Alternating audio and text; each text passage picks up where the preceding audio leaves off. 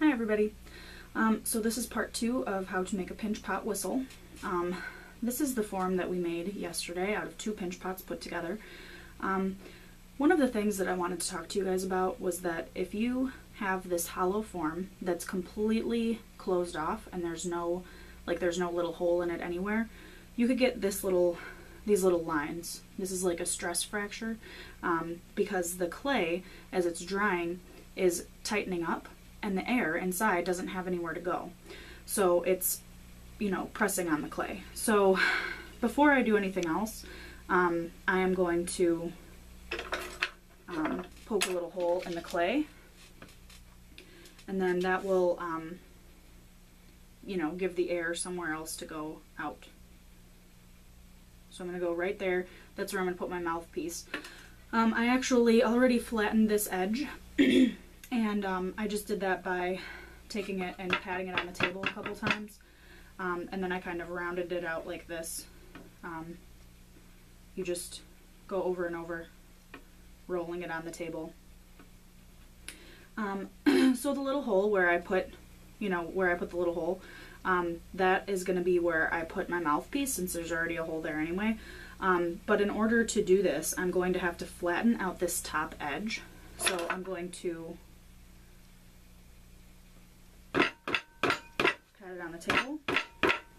Now if I did that without the little air hole in there, then the air would be pressing on the clay so much that it would break right where we put the 2 pinch pots together, and we'd have to start over again, by putting the pinch pots back together. So it's important to have that little hole there so that the air can escape.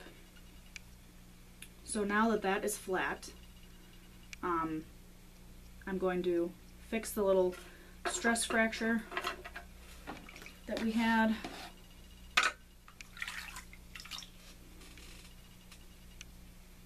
There's a couple of them. I'm just going to take some water and kind of move the clay into those little areas. And this is not going to be perfect right now because we're going to be touching it a lot and getting fingerprints and stuff all over it.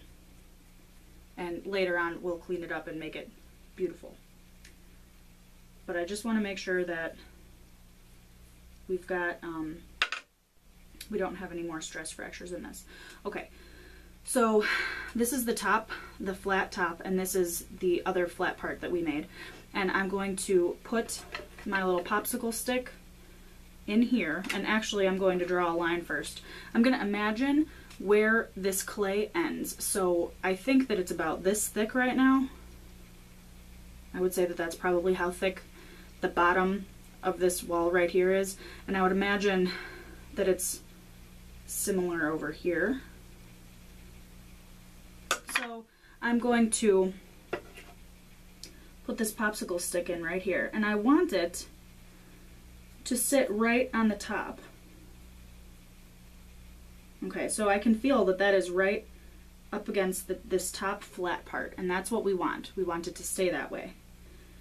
So I'm going to just pinch that in there so that it's, it's right in the middle, it's flat against the top. And then now that we've got that in there as kind of like a little guide, I'm going to take some wet clay. And again, I'm going to slip this. I'm going to slip and score, because when we're adding 2 pieces of clay, you should really do that.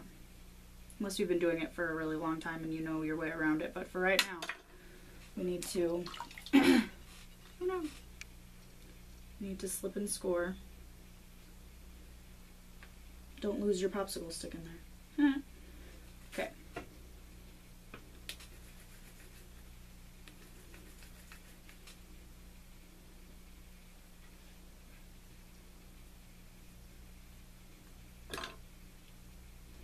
Now I'm just attaching this, and I'm going to change the shape as I go along, but for right now I'm just putting it on here, giving us something to work with. It's not going to be beautiful right off the bat.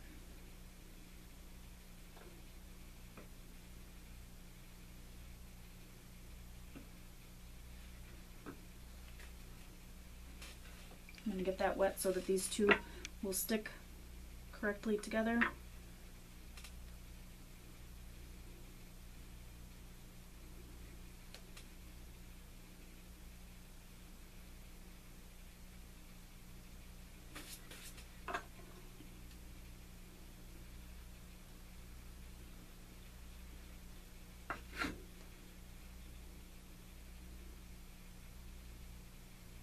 Just cleaning it up a little bit, making sure that it's stuck on here nice and tight. You want to make sure that you don't have any air bubbles in this, because we know that air bubbles explode in the kiln. It's problematic, so we don't want to make a harder time for ourselves. Okay, so now I have this clay down for my mouthpiece, and I'm going to think about how big I want it, how much I want it to, how wide I want it to be. And again, after you have this on here, you can always change it again later, as long as the clay doesn't get too stiff.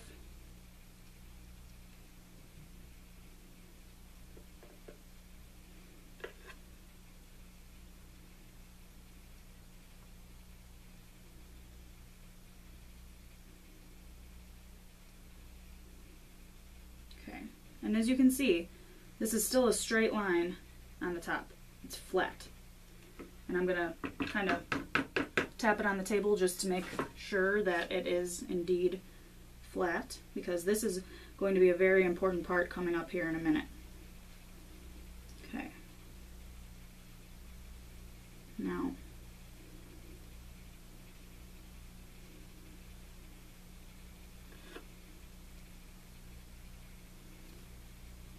all right.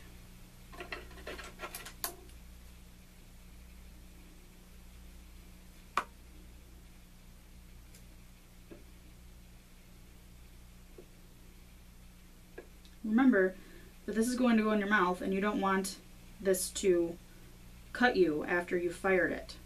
That would be very painful. So, all right. So I've got this imaginary line right here. This is where I'm pretty sure this clay wall ends. And so I'm just going to continue this line up here. And that's an important line, because this is going to start where our hole is. And I can imagine that this popsicle stick continues back here, and we're going to use the popsicle stick as a guide, okay? So I've got this line, which is where my clay ends, and this is the popsicle stick, and I'm going to press, like make a little cut through down to the popsicle stick. This is thicker than I thought it was, probably because there we go. Now I have this little line here, and it's touching the popsicle stick now. I've got this little line where it's touching the popsicle stick. And I'm going to make another little cut this way, following the popsicle stick in that direction. And then the important part is that we're going to cut this on a beveled edge. I'm not going to go straight down like I did the other cuts. I'm going to bevel that. So I've got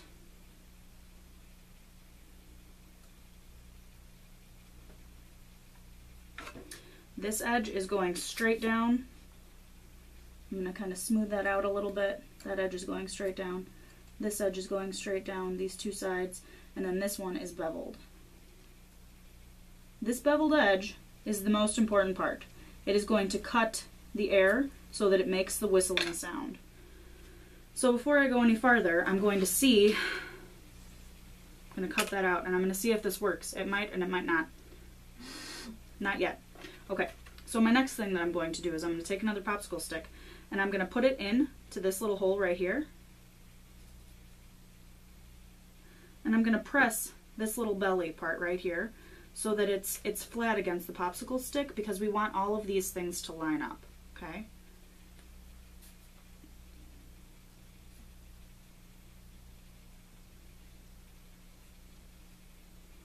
Okay, and then I'm just making sure that these are clean.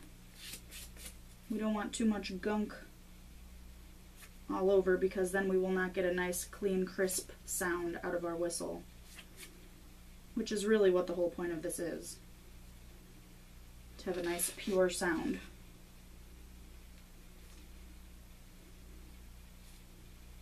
Let's try it again.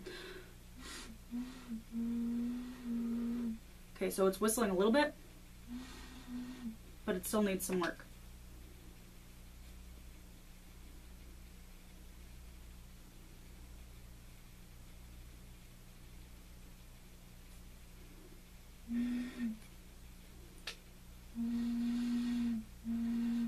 a pretty quiet whistle. But it's working. It's making the whistling sound, and it's very deep because of its large size. Okay. Again, I'm cleaning it off. This clay was a little bit on the wet side still, so I'm getting these little clay pieces that are sticking to the popsicle stick. One of the important things too is to make sure that this bevel is nice and clean. One of the problems that can happen with this is that you'll cut off too much for this little hole part. So that's why we start with cutting just a tiny bit, because if you cut too much, you can always put more clay, but it's kind of difficult. It's much easier if you make it too small and then you can cut more. That's a fun sound. All right, so we have this functioning whistle. I'm going to clean it up a little bit, and then I'll let you know what it turns out to look like later. So, all right, thank you.